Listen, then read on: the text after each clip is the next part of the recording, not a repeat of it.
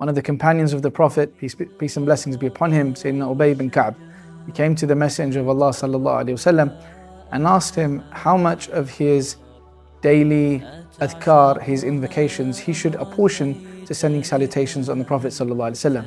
And he asked him, should I make it a third? And the Prophet sallallahu alaihi wasallam replied, that's good, but if you do more than that, then it is better.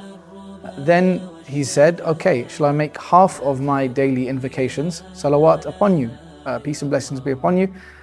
And the Prophet ﷺ replied, that is also good, but if you do more, then it's better. So then he said, what about 2/3? And he received the same response. What about 3/4? And the same response.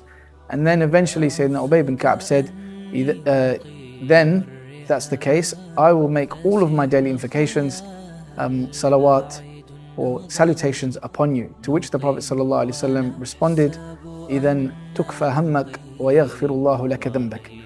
In which case, all of your worries will be taken care of, and Allah will forgive you your sin.